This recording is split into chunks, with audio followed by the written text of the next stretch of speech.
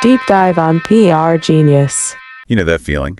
When you stumble across something online that's just so out there, Yeah. so wonderfully strange, but somehow it just clicks. Yeah, like you've peeked behind the curtain or something. Exactly. Like finding a secret world built on, I don't know, bizarre logic Yeah. and shared laughter. Okay, let's unpack that feeling. Because today, we're diving deep into exactly that kind of phenomena. The Church of the SubGenius. Oh, this is a good one. It's quite the rabbit hole. It really is. We've got a pretty wild ride ahead. We're looking at glimpses from a Night Flight Plus feature, Love That Bob, which dug up some amazing historical footage, and also a really interesting Hacker News discussion. People were dissecting what the whole SubGenius thing was and, well, what it still is. It even touches on its connection to Discordianism. Right, the chaotic cousin, you could say. Huh. Yeah. So our mission for you, the learner, is to really get a handle on this self-proclaimed adults-only religion for mutants, misfits, weirdos. Yeah. Words, remember? Quite the tagline. Isn't it? We want to understand the key players, this slippery concept of Slack, and how it connects to other unconventional ways of thinking, all without needing, you know, a secret decoder ring or feeling totally lost. And what's really fascinating, I think, is how something that seems so, well, outlandish, like the Church of the SubGenius, can actually hold up a mirror to some pretty basic human desires and anxieties even. That's a great point. By looking at these sources, you know, the old videos, the recent online chat, you get a richer sense of how subcultures bubble up and the power of having a shared viewpoint, even if it's unconventional. Absolutely. So, okay, where did this all kick off? The Church of the SubGenius, as those Night Flight bits put it, is this adults-only religion for mutants, misfits, weirdos. Right. And the central figure, a guy named J.R. Bob Dobbs. Now, Bob, well, he wasn't your typical spiritual leader. Not even close. He was supposedly a Texas preacher who stumbled upon this massive conspiracy and UFO invasions. As one does. Right. And if that wasn't enough, he's revered as a slack master and sex god. I mean, the mythology is just pure, unadulterated weirdness. There's even a mystery video about him. And that figure of Bob, he's such a potent symbol, isn't he? He kind of embodies that ideal of Slack. We'll get more into that. But it's basically this freedom, this unburdened life, free from the grip of, well, the mainstream conspiracy they talk about. And the mystery video, the fact that Bob himself is so ambiguous, it all feeds the mythology. It blurs that line between like sincere belief and really elaborate satire, which is key to the whole SubGenius thing. Yeah, that blurring seems crucial. And then there's the very real Reverend Ivan Stang. He seems like the main architect, the one who brought the church to, well, more people. Definitely a key promoter. He co-authored the Book of the SubGenius way back in '82. He even directed an MTV commercial for the church. I mean, can you imagine pitching that?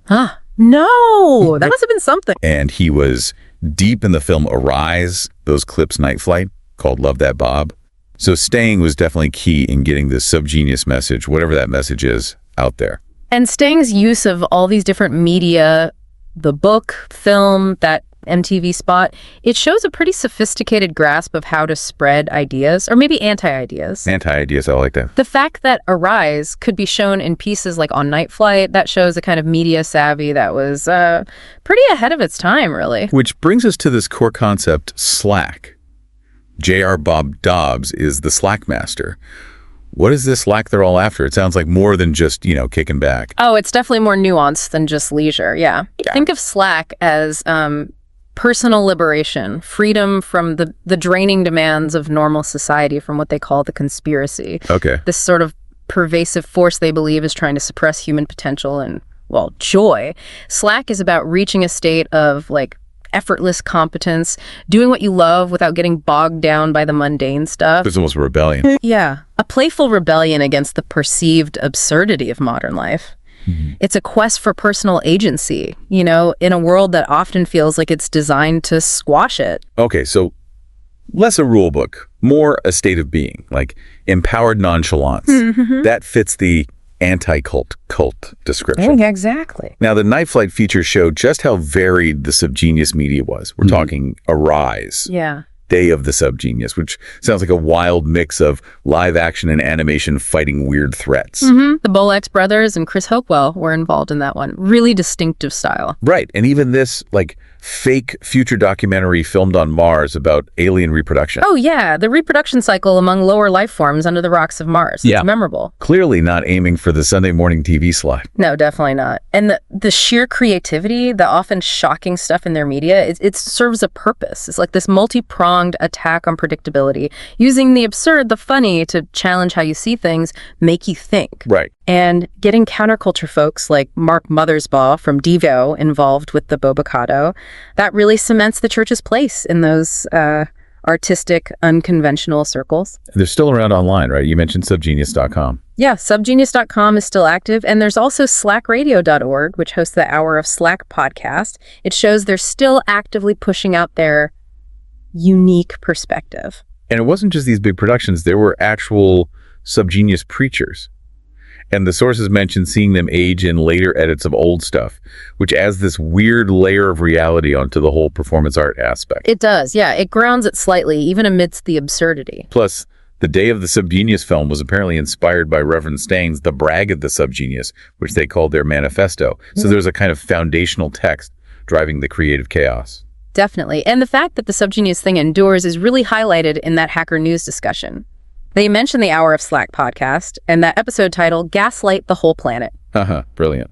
And the topics from that 2017 episode, like a novel, flat earth stuff, the conspiracy, the movie They Live, something called The Church of the Senior Subgenius, it shows they're still playing with satire and fringe ideas. Still stirring the pot. Exactly. And the fact that alt.slack, an old Usenet news group, is still active, that points to a pretty persistent community around this supposedly fringe thing. Which leads us nicely into Discordianism. The Hacker News thread brought it up. One person suggested it's somehow more serious than SubGenius, even though it's also built on humor. This is where it gets really interesting, the connections. Yeah, the link is definitely there. Both use humor and absurdity to poke holes in established norms and belief systems. Discordianism, tied to the Principia Discordia, the goddess Eurus, it basically says chaos is just as fundamental as order. Right. Embrace the chaos. Yeah, pretty much. And embracing that can be liberating. The core idea, like the discussion said, is don't take everything seriously. Seems simple, but it has huge implications for how we see the world. It's about seeing the absurdity in, a lot of the structures we build for ourselves. So both love the absurd, but maybe the intent is slightly different. That Hacker News commenter felt the SubGenius just make everything a joke, which seemed to annoy some Discordians who felt they had a more serious philosophical point about the importance of not being too serious. It's a perfect paradox, isn't it? It really is. And like the Discordians themselves might say, you just have to laugh at it. Exactly. The humor works in slightly different ways. For Discordianism, deliberately embracing chaos and absurdity is a tool, right, to dismantle rigid beliefs, challenge assumptions. Okay. That example of the GNU date program is perfect. This quirky little thing on some computers that showed dates in this chaotic, nonsensical Discordian format. It's a playful poke-it order right inside a practical tool, even though it got removed from some systems later. That's such a great example. And people like Robert Anton Wilson, his writings really explore these connections, between the SubGenius and the Principia Discordia. He saw that shared history of challenging reality through weirdness. And the humor in all this, it's not just random silliness, is it? The SubGenius even have a slogan about making everything a joke. It feels very deliberate, like a strategy. Oh, absolutely. The humor, the satire, it's a powerful form of social commentary. It lets them critique society, critique power structures without having to offer like a straightforward alternative plan. Yeah. That comedy zen idea from the Hacker News comments nails it, I think. Both Discordianism and SubGenius tap into this American tradition of using humor to find insight, to jolt us awake, make us look critically. And that figure of the eternally old Bob Dobbs and Never Dogs, who sort of walks the line between performance art and maybe actually believing some conspiracies, that perfectly shows this blurring of reality and satire. It really does. Which brings up another fascinating bit from that Hacker News thread, the importance of documenting these kinds of unique cultural moments. Right, the preservation question. Yeah. One commenter really felt it was crucial to record these underground scenes, the stuff the mainstream hasn't quite figured out yet, because what seems niche now could be really significant later, and it could just vanish if no one writes it down or saves the tapes. It's a classic tension, isn't it, between cultural preservation and the fact that some subcultures are just fleeting. There's a strong case for documenting these movements, even minor ones. They offer huge insights into the cultural mood of a time. True. Even tiny details, things that seem trivial now, could be gold for future historians trying to understand how people thought, what weird ideas they played with. But then someone else pushed back. Yeah. Right? With the idea that maybe the fleetingness is part of what makes some experiences special. That Yeah. not everything needs to be kept forever. Yeah, the cultural vampire concern. Exactly. Worrying about just consuming the past instead of creating new things. It's a valid point. Cultural evolution involves forgetting, too. But, the Church of the SubGenius, with all its output, its continued online presence on sites like subgenius.com and alt.doc Slack, they've actively worked to document and spread their own story. They definitely haven't faded away quietly. Yeah. So what is it then? What's the enduring appeal of the Church of the SubGenius and Discordianism? Why do they stick around and keep finding people, even on the fringes? Well, I think a big part is probably the sense of community, finding your tribe, connecting with others who also question the mainstream, who share that unconventional outlook. Finding the other mutants and misfit. Exactly. And maybe it's also the power of humor as a coping tool, a way to deal with a world that often feels completely irrational or overwhelming.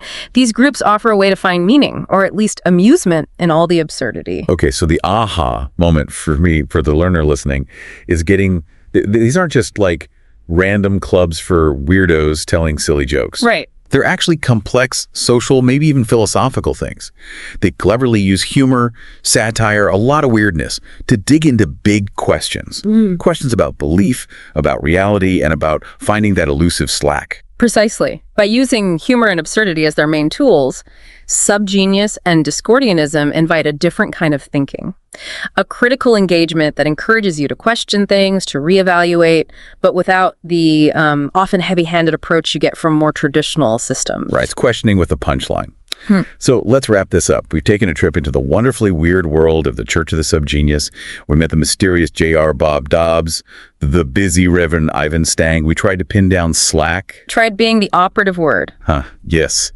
We explored the links and differences with the equally confusing Discordianism. And hopefully we've shown how humor and satire aren't just for laughs. They can be pretty powerful tools for questioning the reality we live in. And if you step back, you see in both these groups this recurring human drive, really, to challenge the status quo, to build alternative ways of understanding the world.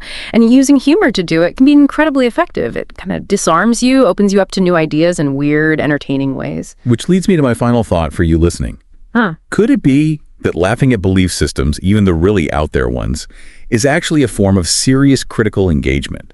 Could finding the humor in the unconventional be a path not just to amusement, but maybe to a deeper, more nuanced understanding of the world in our own place in all its strangeness?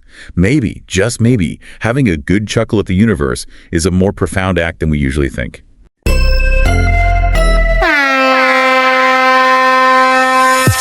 Deep dive on PR Genius.